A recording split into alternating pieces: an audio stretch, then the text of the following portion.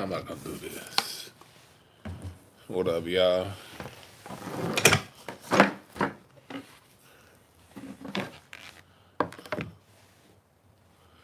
Fuck going on? Oh, shit. Who in here? Who in the chat room? Late night Q&A. Random mouth running. About to talk some shit. I don't even know what I want to talk about. Salute to Kyrie. Playing in his first game. Y'all see that game with Kyrie? Had his dad in Indiana. The dudes, Kyrie took a stand. The NBA bent, as we all knew they would. Motherfuckers ain't got no morals in the NBA. They want that. Them owners want that bread. Cleveland in the house. What's up, Trey Day? I've been to Cleveland one time. That one time I was in Cleveland, shit was cold to the motherfucker. I went to Cleveland to see LeBron come back. Remember when he played for the Heat? That first game back, was it 2010, 2011, somewhere around there? LeBron played for the Heat, and he came back to play against the Cavs for the first time. I went to that game. It was snowing and shit. Y'all crazy in Cleveland. I don't remember Cleveland twice. I also went back to Cleveland the next year for Kyrie's rookie year. I spent part of Kyrie's rookie year in Cleveland around the Cavaliers. Kyrie's his own man. He said 19 degrees? Man, fuck that. I appreciate that the Mixcloud, Dre, that, yeah. For y'all who don't Mixcloud, going over to Mixcloud. I'm doing more and more shows over on Mixcloud.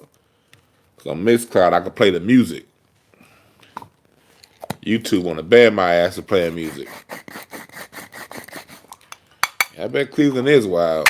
Cleveland was wild when I was there. Shit. They was mad as hell.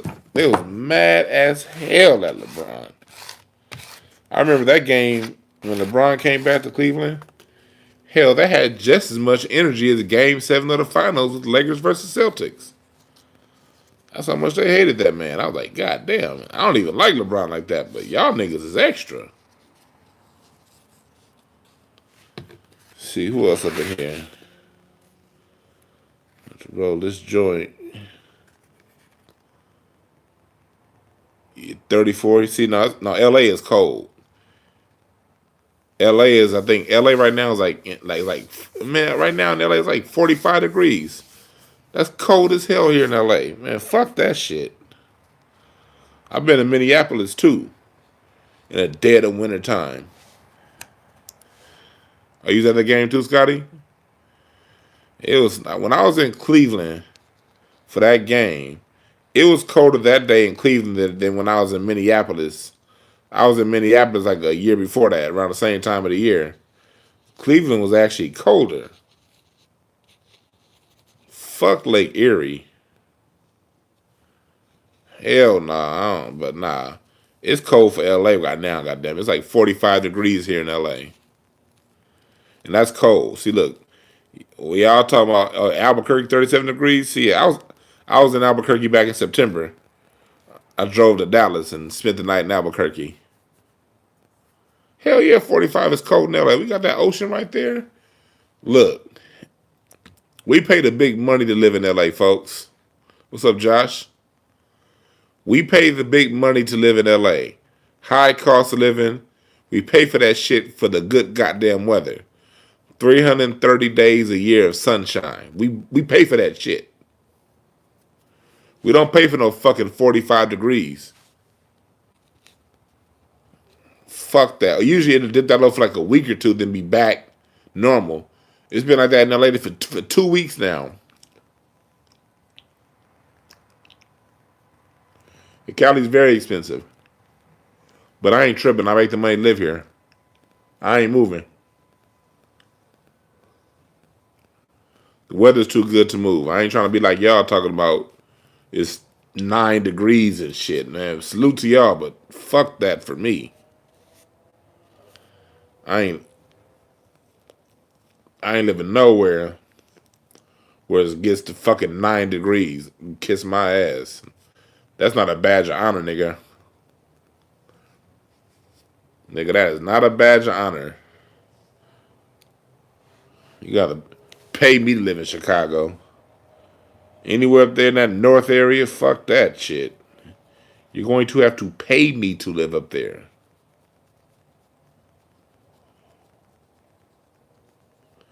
Oh, you got a second. Who got this? Where are you from, Evan? He said the second highest. No. LA is sunny with warmth, not just sunny. Because when it's just sunny and cold's a bitch. It's been sunny here this last week, too. Sunny and cold.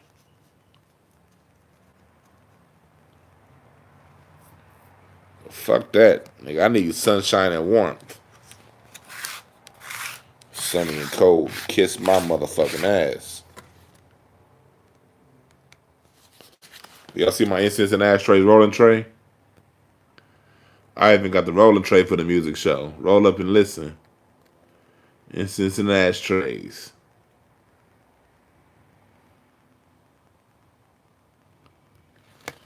What happened with the B on the show? I don't know. Who's the B?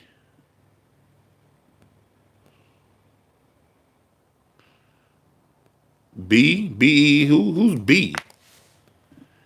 I would like to answer your question, brother, but I don't know who B is. Somebody came on the show named B? B? He said Brick City in Virginia. I would like to answer your question, brother. He said, who's B? Who's B? Yeah. I'm about to step outside and smoke.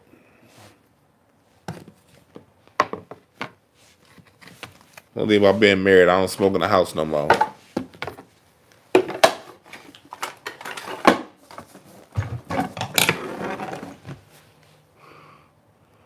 Oh, you talking about Brandon? Oh. Brandon got busy as hell with other shit. I miss that nigga Brandon too. I love Brandon. Brandon got other shit going on. Some good shit. Brandon has good things going on for himself. Him and Charlie both got great shit going on for themselves. I miss having Brandon and Charlie around on Craig Facts. But, you know, cats got to move on when they got other shit they got going, you know? Yeah.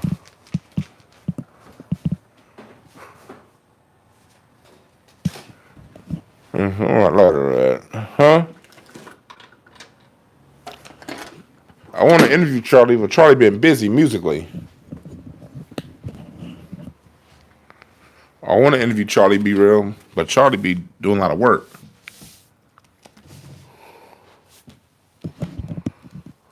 Yeah, I miss Brandon's shirts too.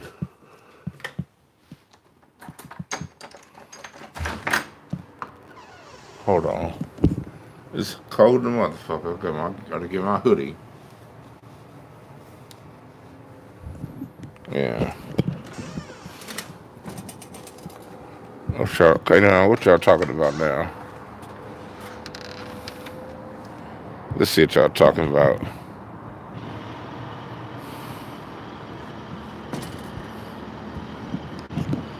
Yeah. What up, Hexagon?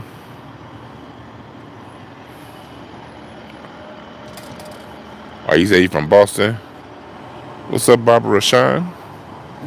Good seeing you, brother Barbara Rashawn. Barbara Rashawn be checking them. And dropping that good wisdom. He said, yeah, Boston. What? How long you been in Boston?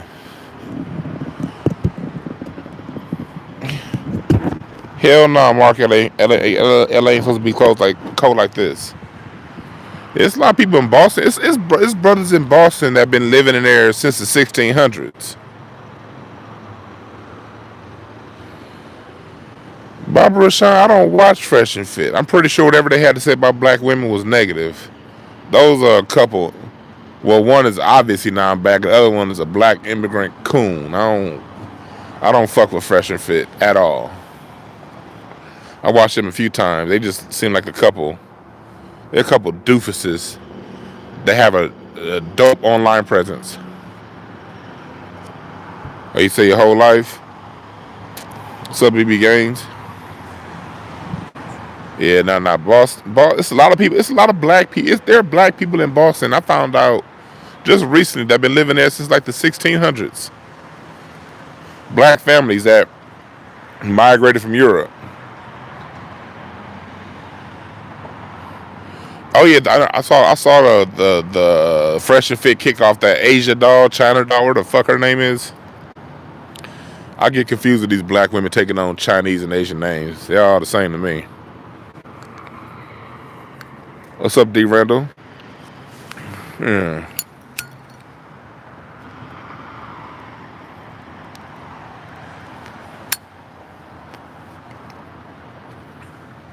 Yeah.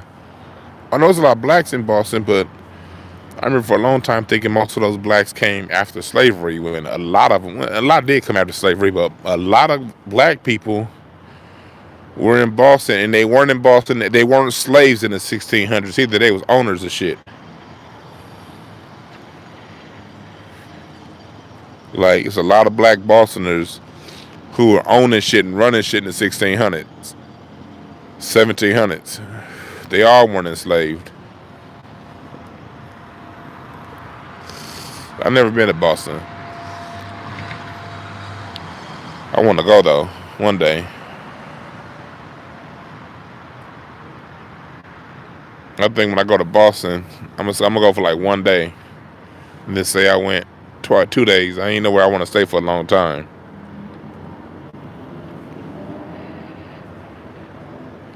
Yeah. So what's going on, y'all? Yeah, the Pequot Indians. Yep, the original. I knew about the Pequot. I knew about different tribes, but part that I didn't know until I read some Clyde Winters was the black nobility from Europe that came into Boston. The black people who brought white people as slaves in Boston. Yeah, Dr. Clyde Winters got some work on that shit. I was like, whoa, that's the part I didn't know. I did not know that part about Boston, and I knew that there were black people in England. And that book, what's that book? What's the name of that book? Ancient and Modern Britons. Ancient and Modern Britons. Oh, New Mexico? Hell yeah. Run it up, New Mexico. Yeah, black people used to rule England. But yeah, black people in New Mexico, run it up. Look up George Majunkin and the Folsom Dig for New Mexico. Folsom, New Mexico. The name George McJunkin, McJunkin, some shit like that. He was a former slave who turned archaeologist, and that brother found some skeletons of some old Folsom black folks that had been buried underground for about 50,000 years in New Mexico. Look that up. The Folsom Dig by George Majunkin. What's up, Boo Duran? Mississippi checking in. The Mississippi Delta. Thank you for the blues. White folks gave niggas the blues. Niggas gave us music in return. That show you how nonviolent we are. We returned the blues that they gave us into a whole art form that evolved into R&B, funk, reggae, rock, jazz.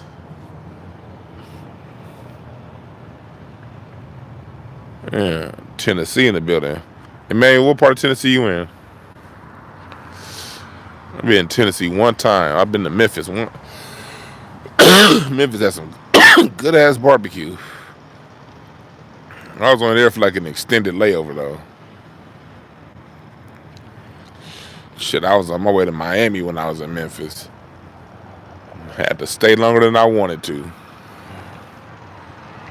Chattanooga, Tennessee. Chattanooga. How far is that? How far is Chattanooga? I'm trying to get my bearings on Tennessee. What other big cities is it? Is it closer to Nashville or Memphis and Chattanooga?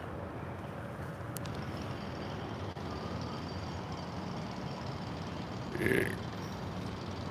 He said it's snowing back in Michigan. Yeah, fuck that. I like visiting the snow. Oh, it's by Nashville. Okay.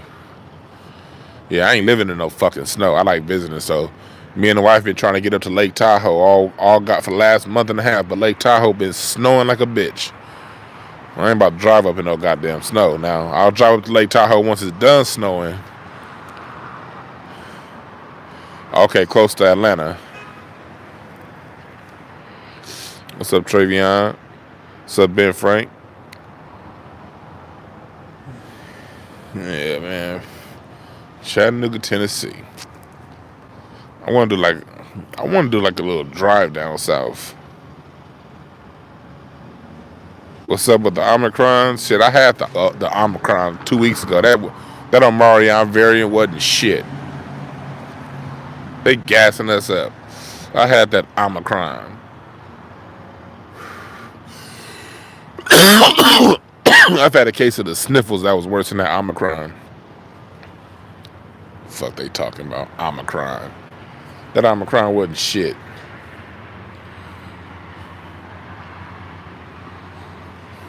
That Omicron wasn't shit. I had the sniffles for like 3 days, and I was back to normal. Yeah. No, I'm not. I don't know yet. Cause no, I was gonna. I ended up not driving the South in September. I ended up driving from LA to Dallas. Me and the wife go on one good road trip, at least one good road trip a year. Where I love to drive. The plan was to drive to Dallas, to fly to Dallas, and then we were gonna drive from Dallas to New Orleans, and all through Louisiana. But then that's when they had the hurricane in New Orleans, and so like fuck that shit. Since they had the hurricane in New Orleans, I just drove from LA to Dallas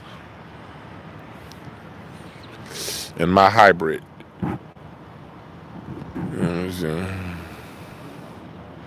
Yeah, Reggie White, Samuel L. Jackson, Usher. I think when we accepted Usher, that was the official death knell in R&B. Usher was cool. He should have been a good artist, but there's no way in hell Usher should have been the #1 artist on earth. No disrespect to Manuel Heath. Not talking about your city. Just talking about music in general. There's no way in the fuck Usher should have been #1. That music was... First of all, anybody could have hit with some of the production that Usher had, but when you put Usher next to a Teddy Pendergrass, an Al Green, a Marvin Gaye, it's just like those are two different leagues. So when Usher got to #1, hell, when you put Usher against Charlie Wilson from the Gap Band, he ain't shit. And no disrespect to Usher, but just when you put him next to the real greats, Usher don't measure up. So when Usher got to #1 and stayed #1 as long as he did, that was a death knell for radio R&B. Confessions was trash, if you ask me. Confessions was a book of nursery rhymes. I said all I could say.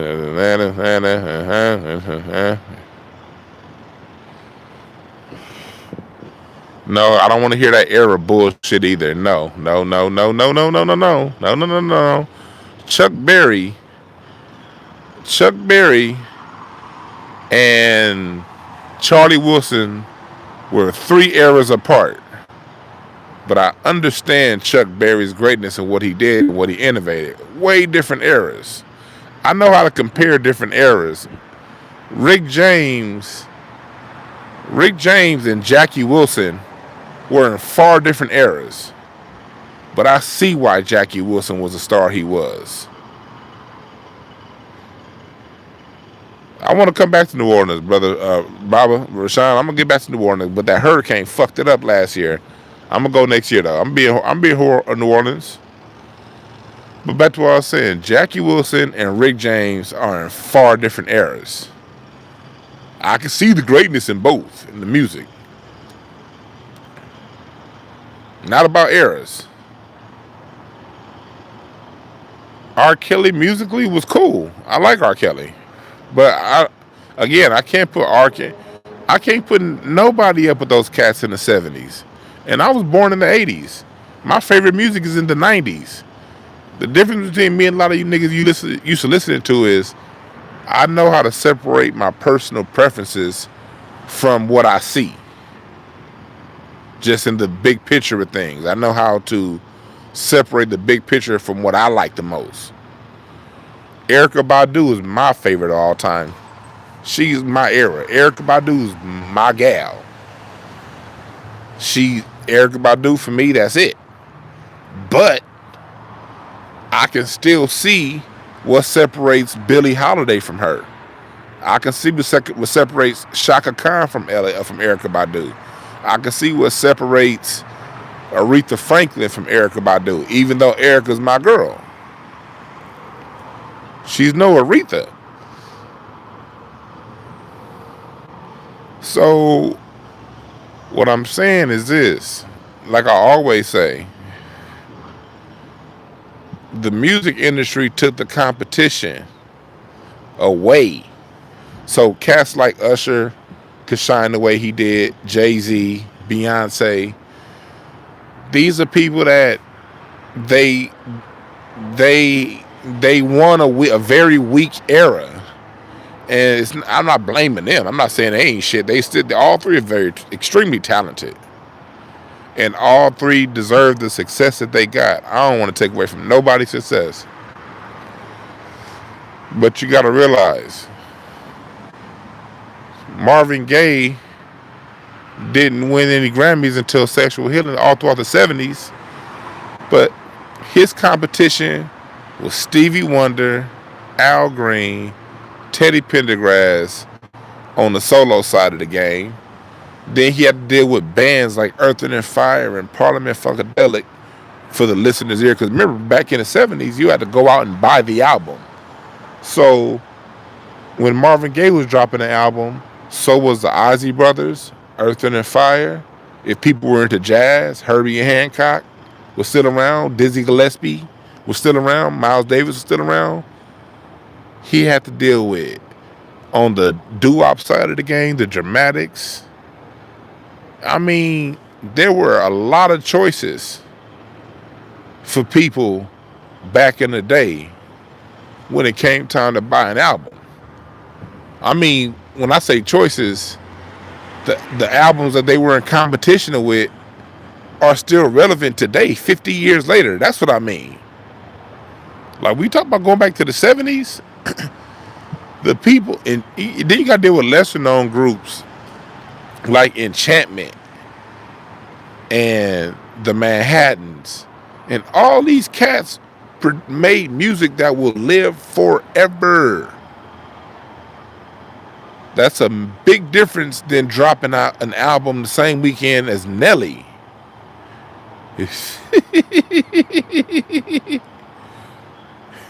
a big difference dropping your album and your only competition is Nelly, P.D. Pablo, and that's it. That's a big difference. That's all I'm saying. That's why I don't measure the number ones and how many Grammys people got and how long. Switch was very underrated. Yes, the reason why that band Switch was called Switch because everybody played every instrument and they would switch instruments.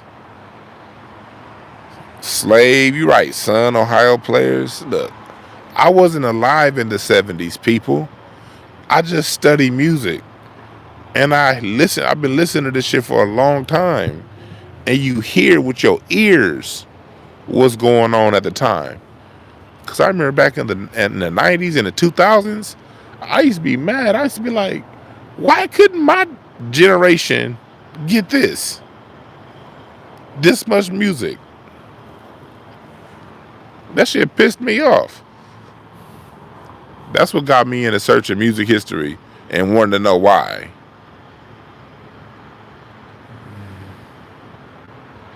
The group One Way, yeah, hell yeah, One Way is a shit. Look, I like my music uncut. I was born in 1981.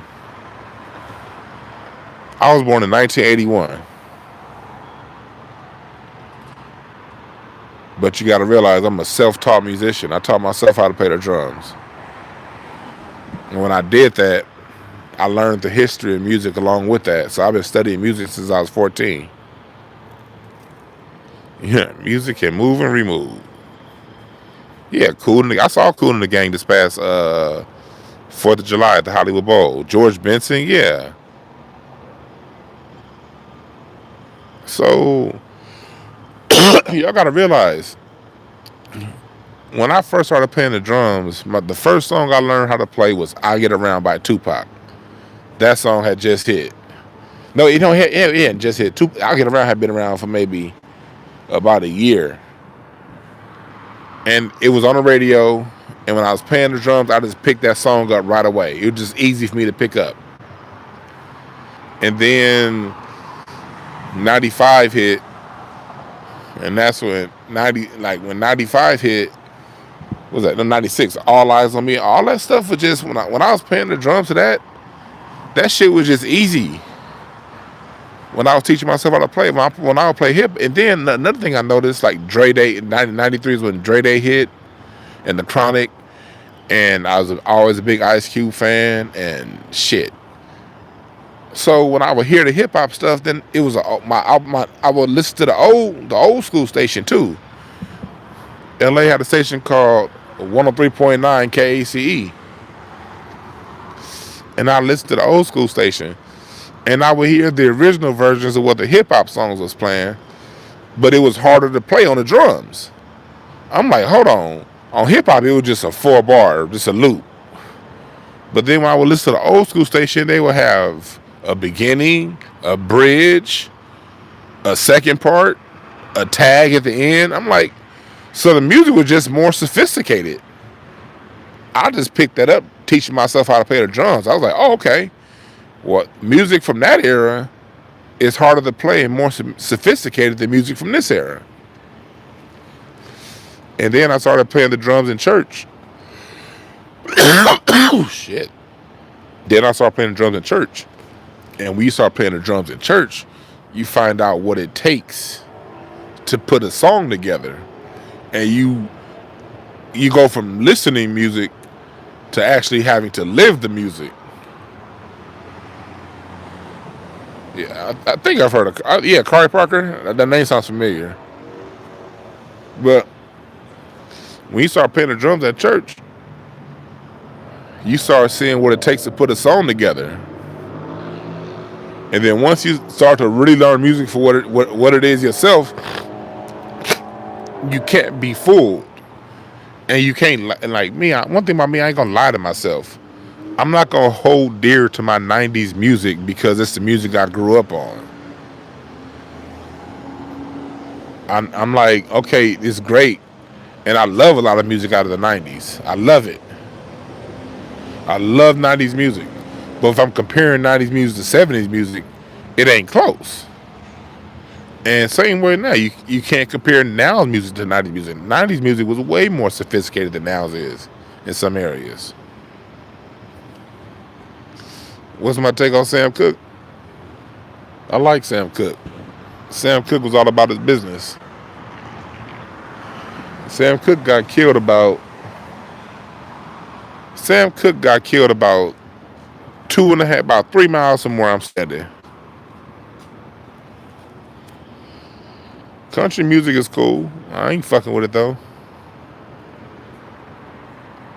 Country music is cool. I don't have no issues with it. It ain't my style though.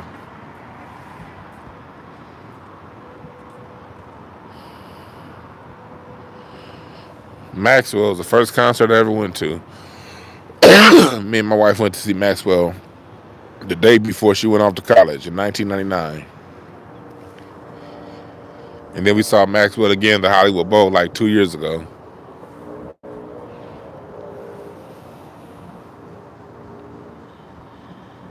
See what else y'all talk about?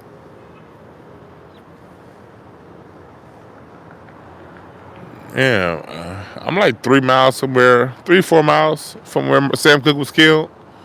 See, normally about 3 or 4 miles. I'm about 3 or 4 miles from there, from where Sam Cooke was killed. Right now, I think the system wasn't ready for Sam Cooke. The system was not ready for Sam Cooke.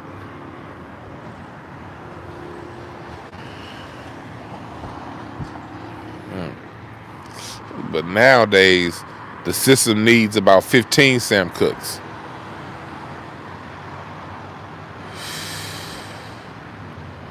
I wouldn't say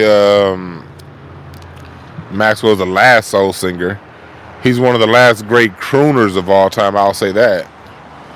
He's one of the last great crooners. There's still some good soul singers out there.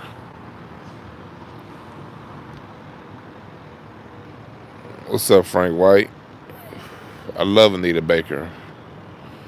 That was my last concert at the Staples Center before the coronavirus hit. I went to go see Anita Baker that December before coronavirus hit. Bruno Mars is cool. Oh, hey, Anthony Hamilton's up there. Anthony Hamilton. See, the problem with Anthony Hamilton is this, and it ain't his problem. It's what I say all the time. R&B has been defunded. If R&B had the budgets that R&B had in the 70s, Anthony Hamilton would be up there on the level of Al Green, Teddy Pendergrass, Marvin, that whole class. If he had their level of budget, and shouts out to J-Mo, Jarris Mosley. J-Mo, you check his interview out on this channel. J-Mo wrote that song by Anthony Hamilton, Giving You the Best of Me. A dope-ass song. Hey, that song's like almost 10 years old now. It's still great. But I be thinking, okay, what if they had the budget of the 70s to really polish off that song with some major strings and a horn section, and then put an advertising budget behind it to push it like they did in the 70s.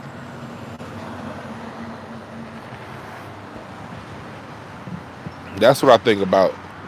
It's like it was like basketball in the 90s. Jordan dominated the post expansion weak, good, a bunch of individual good players, but not many good teams era of the 90s.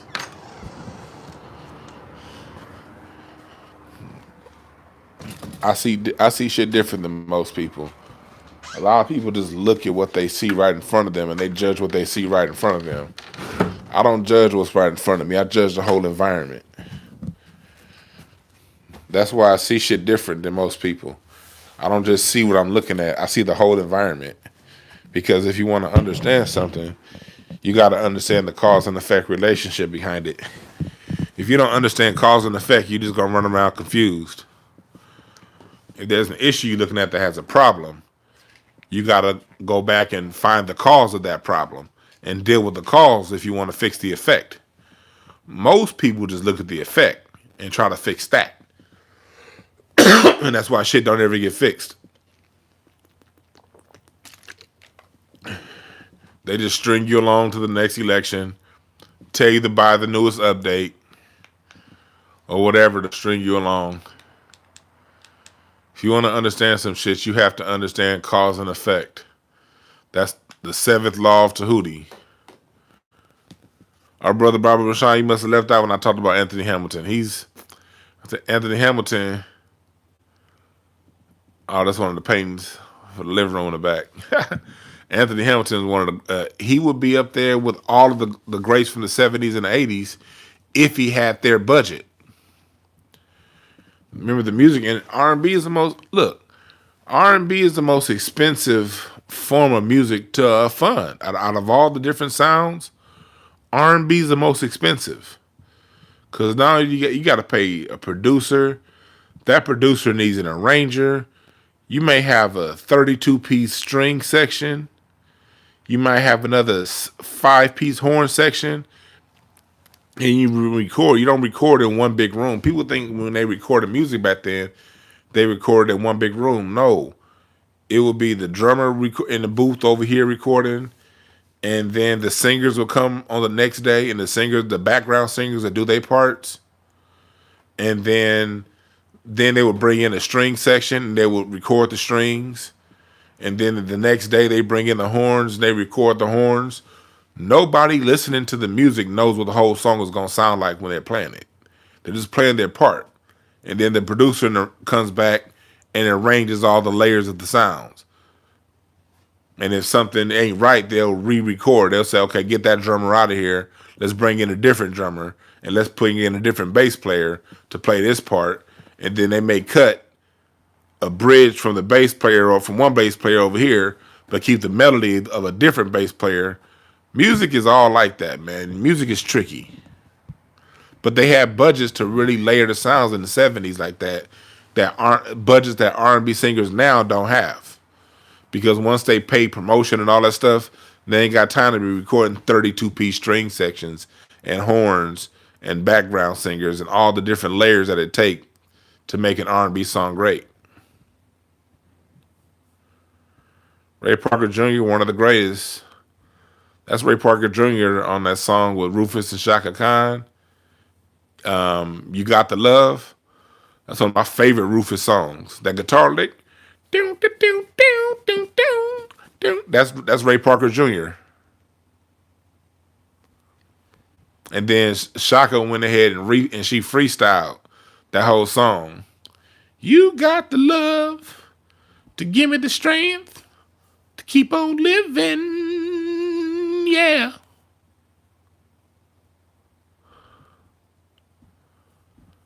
But y'all just gotta know my favorite D'Angelo song. I don't have one favorite D'Angelo. Sometimes it's Really Love on his most recent album. Sometimes it's Spanish Joint on Voodoo. Sometimes my favorite D'Angelo song is Brown Sugar. I got a top, like, I love D'Angelo's music, all 3 of his albums. Like, that's another dude that's timeless. D'Angelo makes timeless music. I don't know if you're talking about D'Angelo fell off. All 3 of his albums were great to me. His only issue is he went from 2000 to 2014. He went 14 years without recording an album. But when he came out that album at the end of 2014, that shit was hot. The Charade. I don't have a favorite Maxwell song. Embry is probably my favorite Maxwell album. But shit, Urban Hang Sweet, all that shit's dope. Yeah. Anthony Hamilton got, I always say, this is one of my favorite Anthony Hamilton songs. Ain't even on Anthony Hamilton's album. It's on an album by Roy Hargrove. Look up Roy Hargrove. It's called the RH Project. And it's a song called Qua/Home with Anthony Hamilton singing. Man, I swear to God, when Anthony Hamilton's done with his verse, with that first verse, I feel like opening my mattress and picking cotton. That motherfucker sung to slavery out of that goddamn music. That brother Anthony Hamilton got so much soul.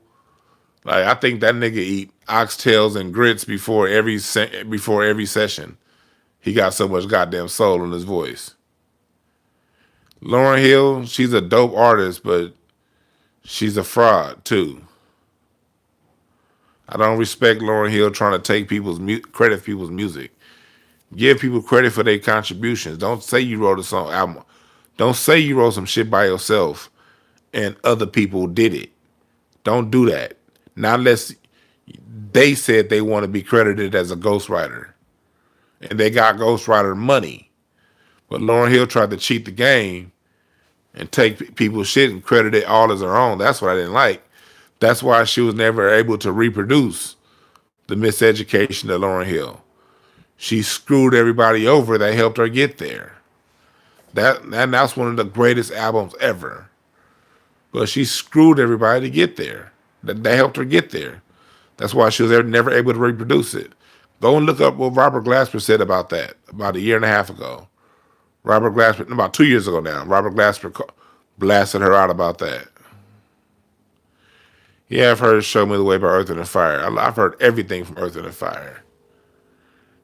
I remember talking to the drummer from Earth, Wind & Fire about that song at the Jazz at Drew a couple years ago.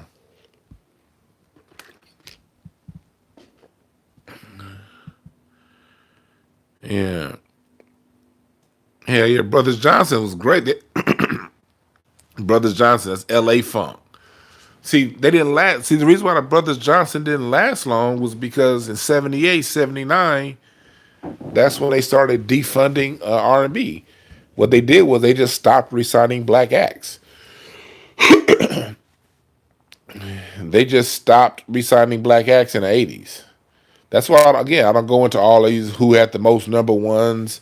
Most of that shit's just luck and then change in the industry. You know, some people survived through streaming, but in the 80s, if your record label didn't push you, you didn't have a chance. It didn't matter how good your song was. If your record label didn't push you, if you didn't get a budget to push your album or to get it finished right and engineered properly, your shit just didn't go anywhere. Look, my father-in-law is a multi-Grammy winning artist, producer. He has an album that he recorded with another artist. I'm not even gonna say the name because I'm not even sure if I'm able to. But one of the greatest artists of all time, and that album never came out on Motown. Never came out. It was like in 74, 75. That was at the same time Motown was releasing songs in the key of life. But because of budget, that album never came out. There's so many dope ass albums that never came out. No, not Mike. He produced he's credited recording with Jackson 5. He did a lot of Jackson 5 shit. Go back and listen to my last Incense and Ashtrays. I played some of his Jackson 5 arrangements. So in the 80s, they just let a lot of 70s groups go. And Brothers Johnson fell victim to that. He did Keep on Trucking with Eddie Kendricks. So now that came out. He did that whole album with Eddie Kendricks. That song Keep on Trucking, that's Mr. Carmichael.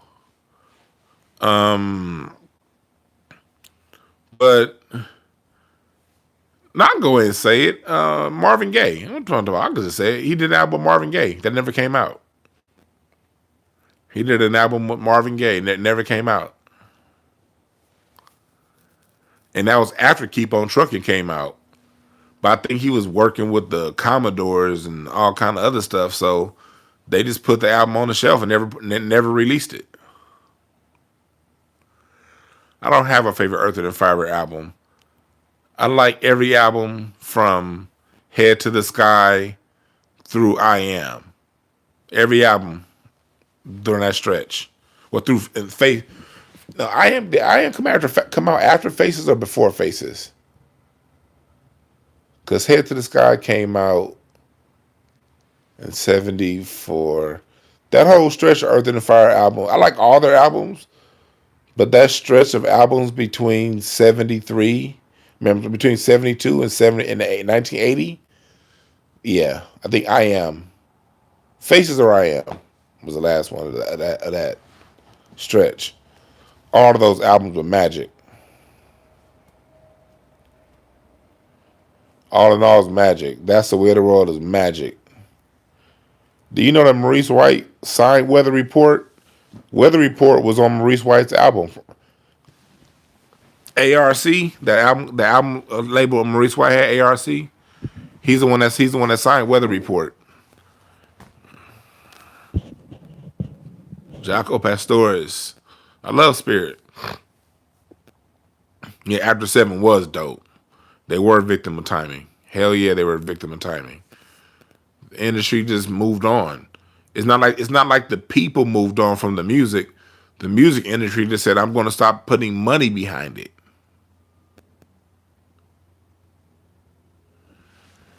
That's what happened with the music industry. And Jaco, Wayne Shorter. Yeah. But like, so it's a lot of great acts that probably had 10 more #1 albums in them. But we never know because the music industry stopped funding them. And there was no internet back then. There was no Spotify back then. It's just like now, you need to payola to get on the radio. So, you know, when you broke an album in a new city, you have to have good relationship with those DJs.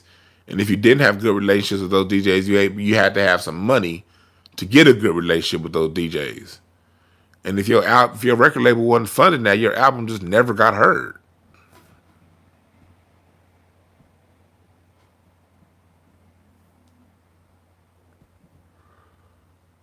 Yeah, Portrait was dope.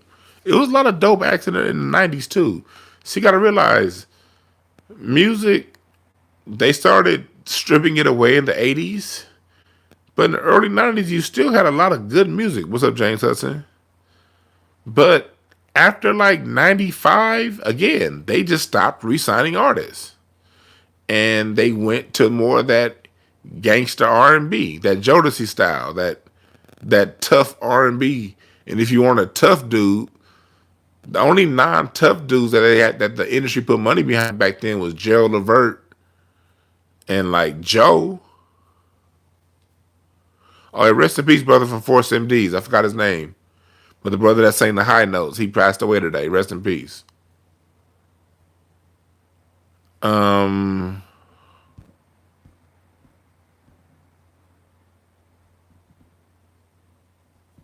Yeah. What about Kanye? I appreciate Kanye musically. Even though I don't fuck with much of Kanye's music recently, I appreciate the fact that Kanye don't rest and he keeps pushing the sound of music forward. We need Kanye. Kanye is a blessing to music because Kanye don't sit in one pocket. He pushes the sound forward. The last Kanye album I love was Graduation, but just because his sound has passed me by, and I like his last album. This last album was pretty good. Donda had some good shit on it. You know what I mean? There's always one or two songs on Kanye's albums that I like. But he's not really my sound anymore. But I appreciate him for advancing the sound of music.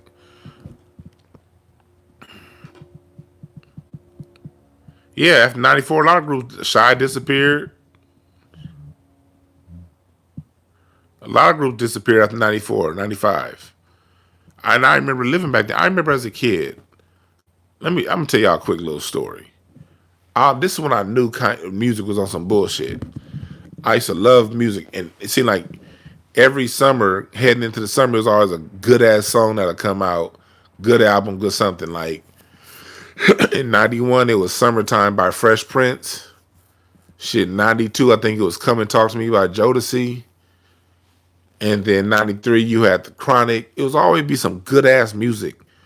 Every year, it seemed the music was getting better. And then, like in '94, the music I felt was still good, but it wasn't as good as '93. Then '95, then when like '95 hit, I was like, okay, when is Digital Underground coming out with a new album? When is Arrested Development coming out with a new album? When is X-Clan coming out with a new album? I remember '95, '96 thinking like, okay, this Tupac stuff is cool, but are we going to see another KRS-One album? We didn't know. Look, we didn't have the internet back then, niggas. We didn't know what was going on. And if it wasn't put in the Source or Vibe magazine, we never knew we never found out what went on. I just remember 95, 96, a whole bunch of artists that we thinking, all right, it's about time for, what was one of the groups you guys just said earlier? Portrait. It's about time for Portrait to come out with a new album. It never came out. It's about time for Bobby Brown to drop something new. Never came out. And then like in 96, we started seeing everything get gangster. Even the R&B started to get gangster. They had Tyrese coming out sagging his pants. You're right, Mark. Wonder when is Brand New being coming out with a new album, Mint Condition, and as the 90s went on, mid to late 90s, it was always a what happened to, and the artist that you brought up was a dope ass artist who never released a bad song or a bad album. They just never got another chance. But then when you look at that interview Too Short did, you see why. The music industry changed.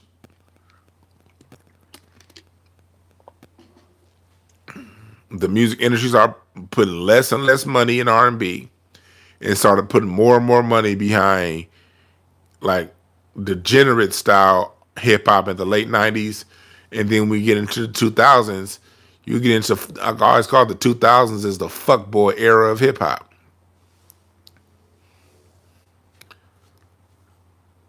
Again, the mid 2000s, the 2001, 2005, 2000, that was the fuckboy era of hip hop.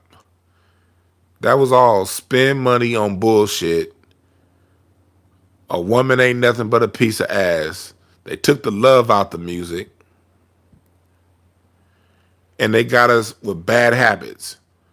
Think about it, in the 2000s, black people in every city, we still owned the hood. It wasn't no fucking gentrification in the 2000s. And credit was real easy. I remember here in LA, niggas was going around in 2003 Lexus GS 450s.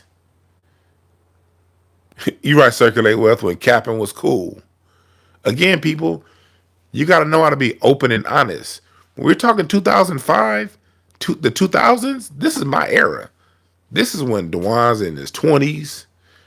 I got a $60,000 Audi A4, A6. I had bought a house in Pasadena, nigga. I knew people at the club. I can get any club I wanted to get into, front of the line. So this is the music of my era. But I remember sitting in the club every night thinking, get this yin yang twin bullshit out my ear. This is some bullshit. Like the 2000s is when club bangers became a thing. See, in the 90s and before, a club banger was just a good song that was fast. In the 2000s is when you started coming up with that Lil Jon style, that Atlanta sound started really coming in with music that was made for the club. But outside the club, didn't really have any music value. In the club with them 808 shaking, man, shit, that crunk, man. In the club with them 808 shaking, that's the shit. Nigga, but if you driving down the street on a random Wednesday, you don't want to hear that shit.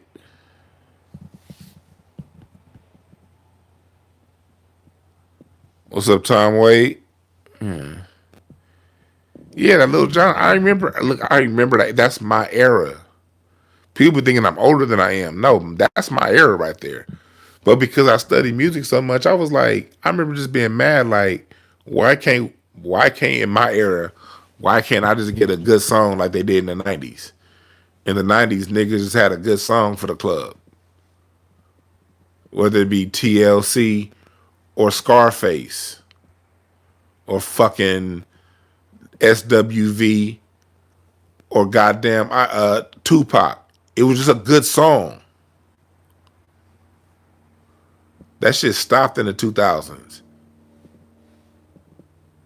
You know, and shit. But you still had good music. I've always been a Snoop fan, so Blue Carpet Treatment, that came out '06.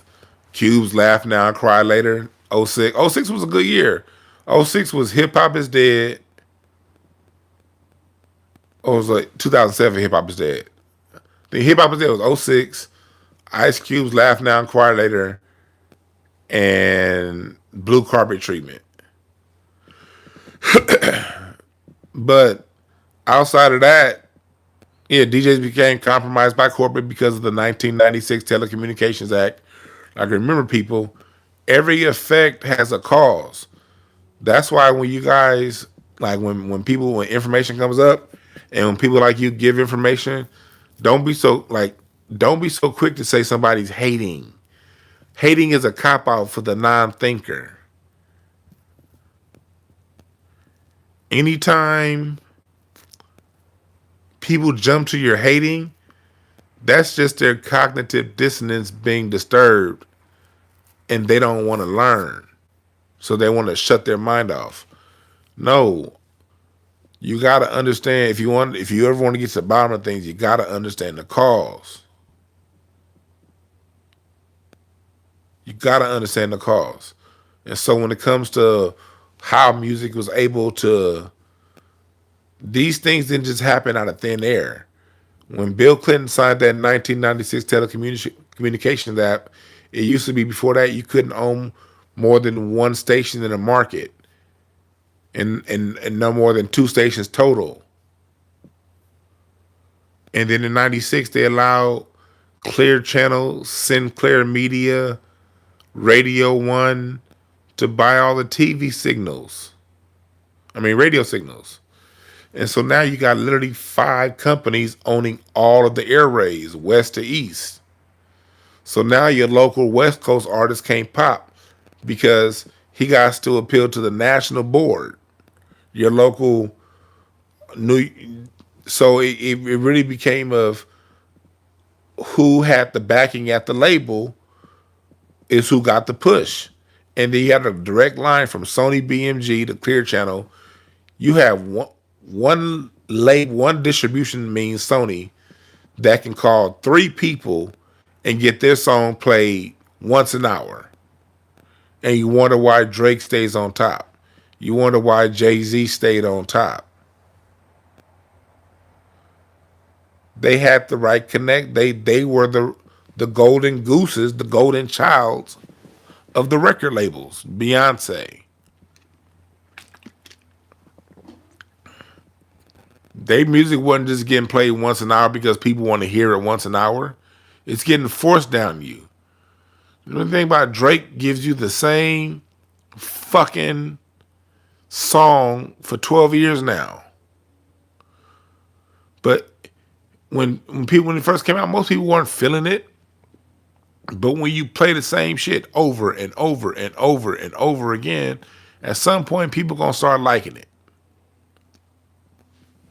And you give them that same formula over and over and over again. And don't let other people get a chance.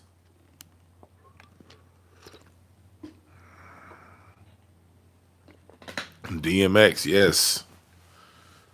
I found a report. Yeah, Drake's voice is vanilla. That nigga Drake sound like he yawning. I found a report for y'all. I'm gonna do a report sometime next week for y'all. It's an article written back in 2005.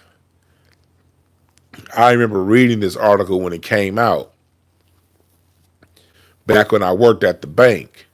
I remember sitting at my desk, not taking new account customers to read this article.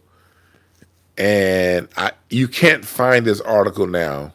It's very hard to find. Like, I found one page of it, then I was able to backdoor and find the rest of it. But it's basically talking about in detail how artists like Jay-Z, Usher got falsely pushed to the front because of their relationships at their labels who had relationships with the distribution. It's a very detailed article too. It's not just a bunch of bullshit. It's gonna. This article shows you how like they literally pick and chose. They had gotten this shit whittled down, so the process so refined. So by 2004, 2003, they who the winners and losers were chosen up top, not from the streets. See, before that Telecommunications Act, the streets pushed you up because if this radio station is playing bullshit music, I could turn to that radio station that ain't playing bullshit music. But after all those record labels, after all of those radio stations were bought up in the 90s, by the time you get to the 2000s, it don't matter what the people want. Because if you leave my station, bitch, I'm going to go to the next station. That's how cold them motherfuckers got. Whitney was, I love Whitney, but we never, I think it's kind of sad. Whitney Houston's case, I look at it two ways. She was so great at interpreting music. No matter what she put out, it was going to be good. But Clive Davis purposely gave her that cheesy ass, cheeseball, corny 80s music. The 80s was the most corny decade ever. If you ever want to think of cornball, think of the 80s. The 80s was as corny. But I was watching a documentary with Whitney, and it was something that Clive Davis said. They documented. Clive Davis said that I don't want her singing none of that George Clinton funk stuff. Basically, Clive Davis's rules to the producers was, because Whitney wanted to sing some funk. Imagine if Whitney got to sing what she wanted to sing. Whitney's a student of Shaka Khan. Whitney wanted to sing more soulful stuff. They didn't let Whitney sing soulful stuff. They said that song Baby Tonight, that came out in like 1990. When did Baby Tonight come out? She had to fight tooth and nail with Clive Davis to get to do that song Baby Tonight. Baby Tonight was the first song Whitney ever wanted to sing. Whitney was just really good at embodying whatever song was given to her. But could you imagine Whitney's voice with music she actually wanted to sing?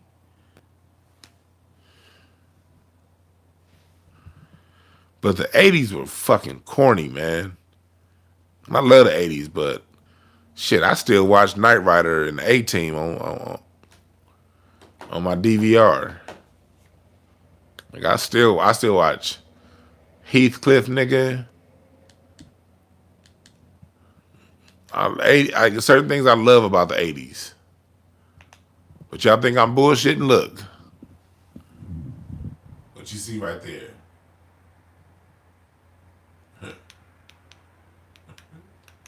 A whole bunch of Knight Rider on the DVR. I'm not saying I ain't corny. Look, I got Garfield and Friends on the DVR.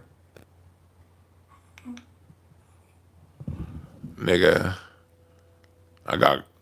So I'm not saying, look, nigga, I got Heathcliff. What the fuck y'all talking about? Nigga, hell yeah, I got all that shit on DVR. 18. Look, 18. Miami Vice. Nigga. But just because I said all that don't mean I can't tell the truth. The 80s were corny as fuck.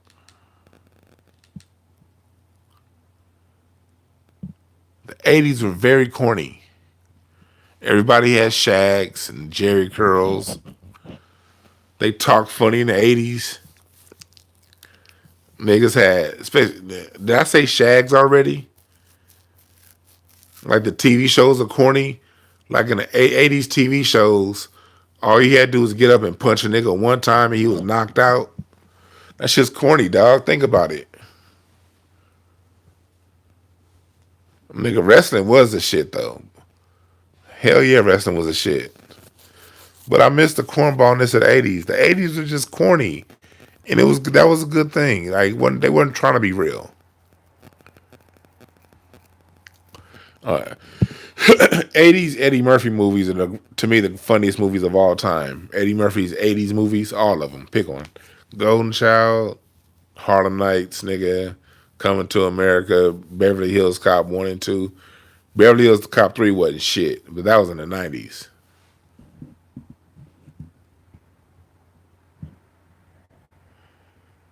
Yeah, 80s fashion was trash. Motherfuckers had shoulder pads and shit. They had goddamn shoulder pads on. Niggas in the 80s used to... Nigga, cats... 80s just was terrible, man. 80s were terrible. 80s were terrible. The cop would come out and point his gun and be like, freeze! And the person just stopped. Fuck, nigga. That was so goddamn corny.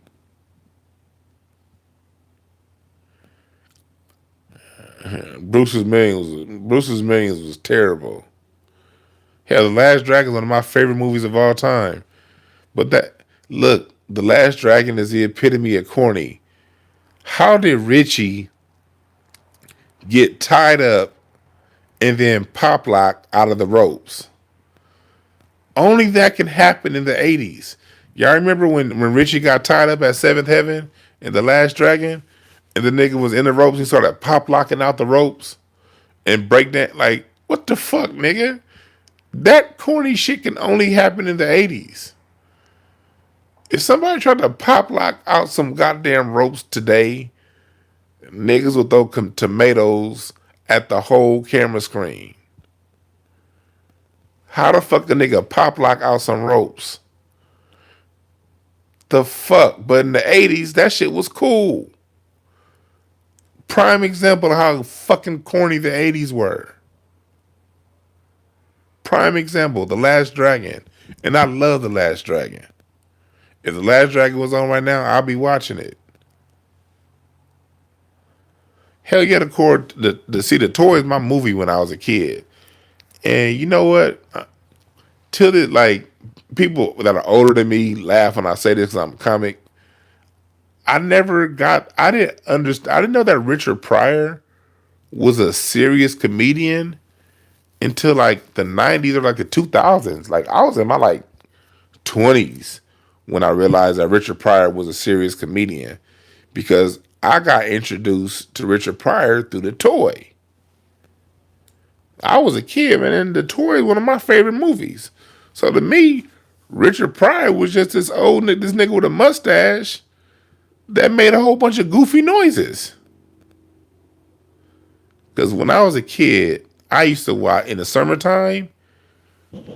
In the summertime when school was out, look, we didn't have cable. And then when we did get cable, it was like fucking 40 channels. So we would just pop in, me and my sister would just put in The Toy. We would watch The Toy, and then we would watch Trading Places. That was on the same tape my dad recorded. Trading Places and The Toy. And me and my sister would watch that shit all the goddamn time. So when I was a kid, Richard Pryor was just a dude from Superman and fucking Brewster's Millions running around always looking scared, doing a whole bunch of goofy, silly shit. So I never even wanted to watch his stand up. But then when I was like 20, that's why I be so patient with 20-year-olds when they come to me. I know I'm 40 now, like I'm a low-key elder, but I'm patient with niggas that ask questions because I remember being 20, like, when I finally sat down and watched live on the Sunset Strip for the first time, like ever, it would be on. I would see it before, but I wouldn't really pay attention. I was in a Def Comedy Jam back in the early 90s. But when I finally sat down and watched, I was like 20 when I sat down and watched live on Sunset Strip. I was like, oh, Richard really was a serious nigga. And then I got into him more and went back and studied him a little more. But my whole childhood, I thought Richard Pryor was just some old funny noise-making buffoon.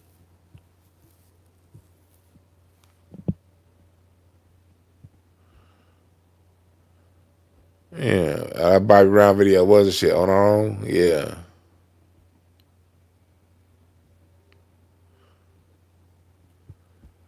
That's why you gotta watch what roles. That's why I never cared about acting and shit. Gotta watch what roles you take. Every time, all deaf or somebody will call me, they want me to play the fat buffoonish security guard in sketches, and I'll be like, "Fuck y'all! I ain't about to play that shit." If that means it's gonna take me way longer to get on, then fuck it. I'll take way longer to get on. Go look. I got a sketch with DC Irvin with all deaf.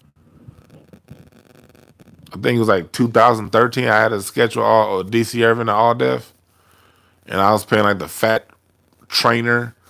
I was playing like a fat like trainer or whatever that was eating Twinkies and shit while I was working somebody out. And I said, you know what? This is my last time playing one of these old buffoonish ass roles, and it was. I was so done when all deaf called me to do. What the hell going on phone? Shit better not be in low power mode. But yeah, all deaf. I wasn't doing none of that shit, and I got out the loop. They like these different spots stopped calling me, but I wasn't about to be playing no fucking fat buffoon security guard, clumsy Negro role. They can kiss my black ass. Top 5 80s R&B records? I don't have a top 5 80s R&B records, man. Honestly, tell you the truth. I just I don't really rank my music. I love music too much to cheat it like that. Cause when you start ranking, you start leaving stuff out. And you start inherently, when you rank shit, you inherently disrespect great pieces of art. So nah, I kind of look at music. I put things on a plateau, not a mountain top. I put them on a plateau, not a mountain.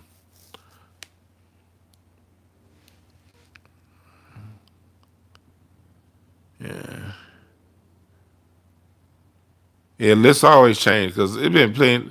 Back when I did do lists, you know one thing I noticed, I'd do a list, a top 5 list, and then I'll get asked that same question 2 weeks later. And 4 of them motherfuckers I had on my top 5 last week and on my top 5 this week. Why? Because I can't limit my shit to 5 people. In actuality, I probably look at the whole top 20 on the same level. Much respect, him to God. There's a H been the God. Much respect. Yeah, my 80s had Jordache jeans. Yeah, fuck the 80s.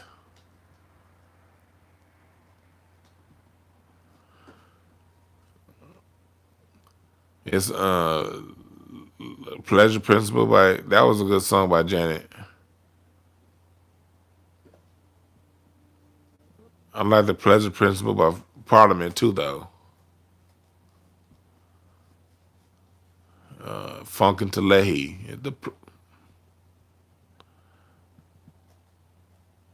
Did I take acting courses? Hell no, I don't want to act. Nope, never taken acting courses. I used to, like I said, another reason I stopped the sketches. I was just naturally good at it, but I don't like acting. Acting's fucking boring to me. I don't like talking somebody else's lines. I like my own words. I don't like reading other people's words for me. And then when you act, you got to be on set all day.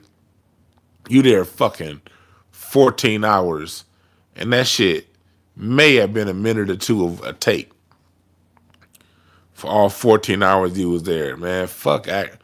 Much respect to the actors out there, but acting is not my thing. I like stand-up comedy. When I do stand-up comedy, I improv. When I do these shows, when I do like now I'm improvising. When I do my shows, like I may have certain notes, certain websites I want to hit so I can give you guys references.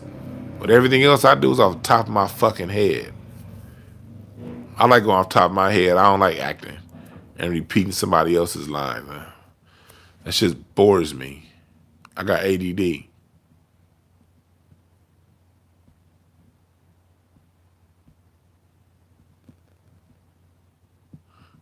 Do I think great bands are coming back? Eventually. Everything's a pendulum. I think great bands will come back. I really do. Yes, I do. Yes. Yeah, improv is my way. I like to be natural. I don't like, I don't do shit that's fake. I don't like, fake doesn't work for me.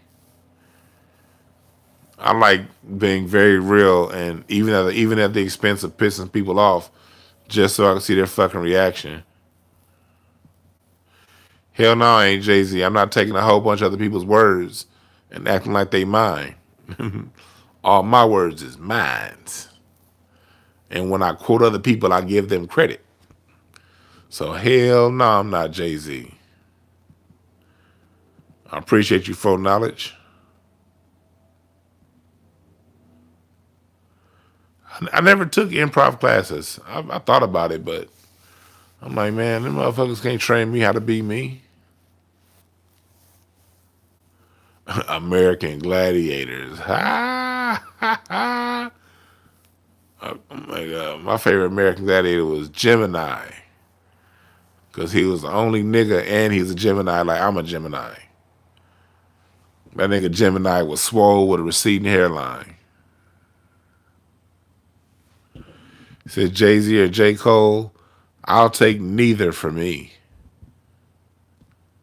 I'll take neither. I respect both of them's music. But J. Cole bores me and Jay-Z annoys me.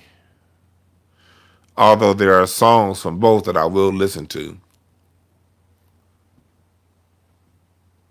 But J. Cole, nigga, you trying to have me go to that's like giving a baby warm milk. I'm going to sleep.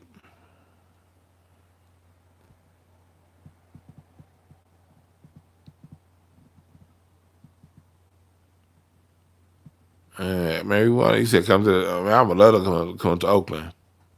I love Oakland. I would love to come do Craig Facts up there. I love Kendrick. Kendrick's my favorite rapper.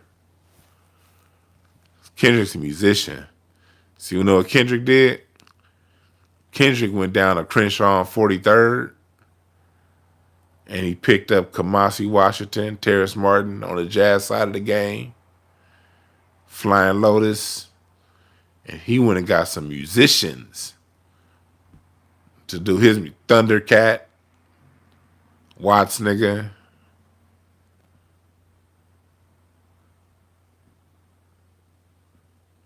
Kendrick don't get credit for his musicality, partially because, unfortunately, most hip-hop fans don't appreciate musicality. They think the beat's just something there, and everything, all the credit goes to the lyricist.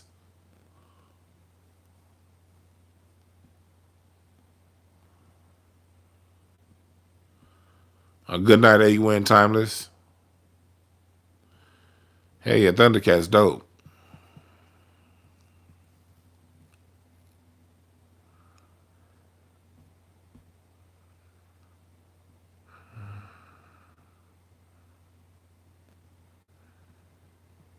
Yeah. Alright. You just found out about how much love. Owe me. Owe me one you know me. That's a funny name. Yeah, a lot of people like J-Rock. I don't like J-Rock's music. I try to get into J-Rock. I appreciate it. I think J-Rock's a dope artist. But I try to get into it. I can't get into J-Rock's music. But I'm gonna if whenever he release something new, I'll still give it a chance. I like Dame Funk. My only issue with Dame Funk's music is Everything's a drum machine, man. Like, when it comes to, and Dave Funk is a funky motherfucker, don't get me wrong. I'm not saying nothing bad about his music, but he has a drum machine on every song. Let me tell you something. You can't do funk without live drums. You can't do funk without live drums. Like, I'm sorry. It can be funky music, but funk needs the energy of live drums and bass. You can do all the electronic shit you want on top. And dang funk don't ever have live drum. It'd be like, and that's what's missing from his sound. I think that's why it doesn't hit. That's why I think his music doesn't hit as hard as he should. Yeah, Knowledge is dope. So is Schoolboy Q. I fucks with Knowledge.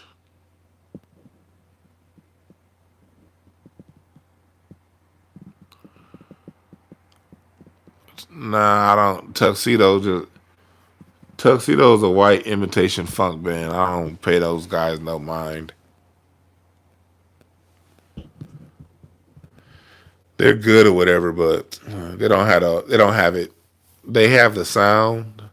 They have the tempo. Almost like this new Bruno Mars album. You can have all the technical things right, but funk is a feeling. And you gotta have the experience of Jim Crow to have that funk feeling.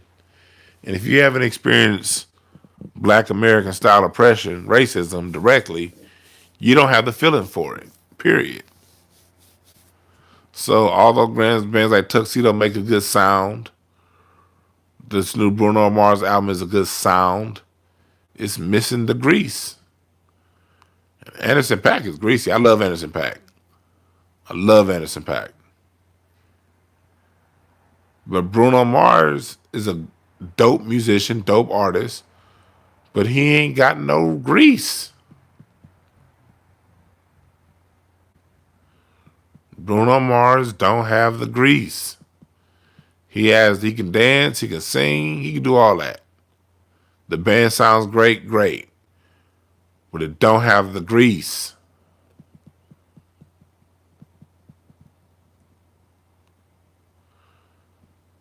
I've been on who Steve Lacy is.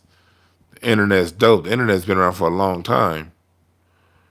Steve Lacy dope. Go back and check out my interview with J-Mo. J-Mo taught Steve Lacy how to play the guitar.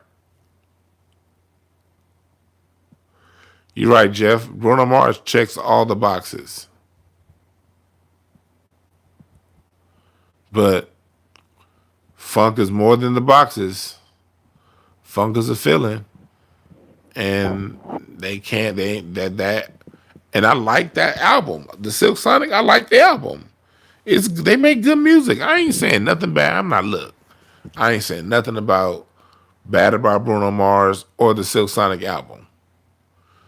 I do think, honestly, Anderson .Paak is everything great about that album. But I'm gonna leave the door open. That's a great song. It has all the elements of 70s music, but it don't have the 70s experience. And it's the experience that makes the music, that gives the music the feeling that goes into you.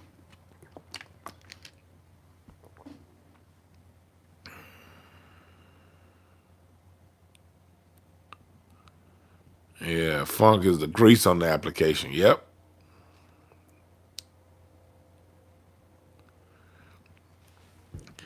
I like my favorite albums that came out last year was Corey Henry's album, Terrace Martin's Drones.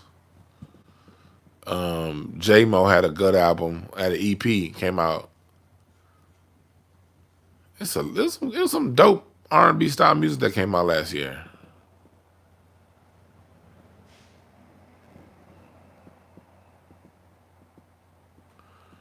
He said, Goran said it's like Crystal Pepsi. Exactly. That's probably the best way to put it.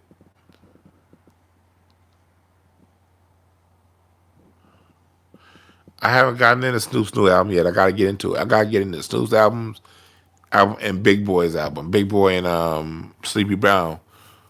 I gotta get into those two albums.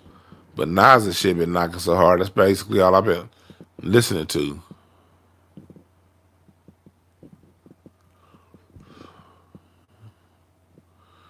Man, if Crystal Pepsi come back, I hope whoever brings back Pepsi get hooked on crystal meth and lose their fucking job. If they bring back Crystal Pepsi, I hope that bastard gets hooked on crystal meth and get fired and go into a goddamn crystal hospital, nigga, for the next 90 crystal goddamn days. That was some bullshit. I love Pepsi. But clear Pepsi, nah.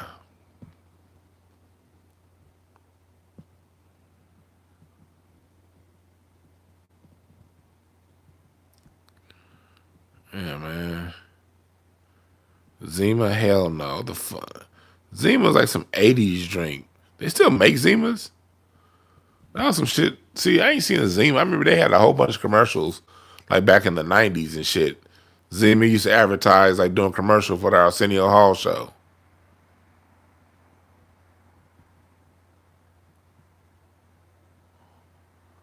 Zima. Like, I'm used to watching goddamn In Living Color, and as soon as Homie the Clown go off, a fucking Zima commercial pop on the screen.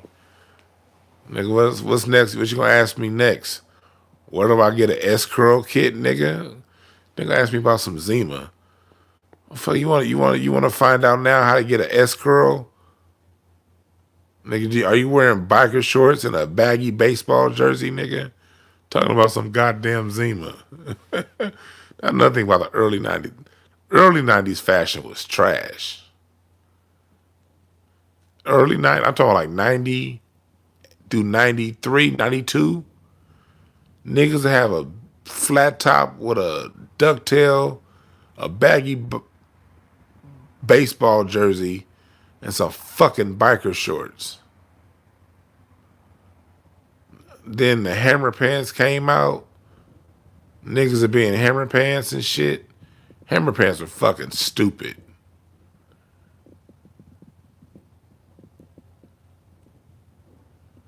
That early 90s niggas looking like a MC Hammer background dancer ass dressed niggas. We kind of needed that post 93 gangster era to get niggas out them old silly ass clothes they was wearing in the early 90s. Nigga, put on a t-shirt, nigga, and some khakis or some jeans. The fuck you doing wearing grown ass man wearing fucking biker shorts? We low key needed the gangsters to slap them niggas back in line. Yeah, cross colors and shit. The fuck out of here. The fuck you doing the big ass orange and red and green patch on your clothes, nigga? Yeah, one strap overalls with the fucking airbrush. Niggas got they face airbrush on the left leg of they goddamn overalls. Nigga, I don't run around act like my era was the best. That's why I don't criticize these kids now. These kids now be wearing some bullshit. But niggas was wearing some bull motherfucking shit back in the 80s and the 90s. Early 90s. Niggas in like fashion didn't get in line till after 93, 94, when niggas just said, okay, we're gonna wear baggy jeans and whatever. And here in LA, niggas was wearing like Hilfiger and Nautica and Dockers. When I was in high school, niggas would be in Dockers and a goddamn Hilfiger shirt, some button down, some shit like that. Goddamn early 90s. Niggas still was hanging on to their shags and Jerry curls.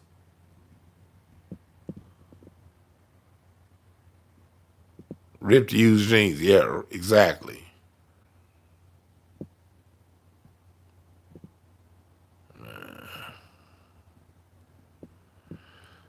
But I'm done talking shit.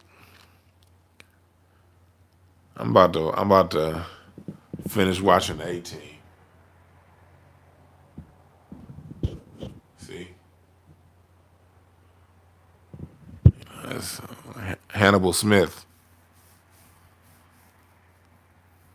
I'm about to finish watching 18.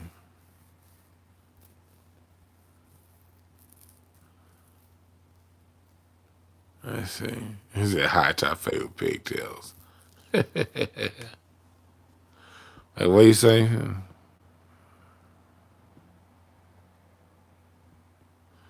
Yeah, Lamar Odom. Yeah, B1 motherfuckers, I'm out.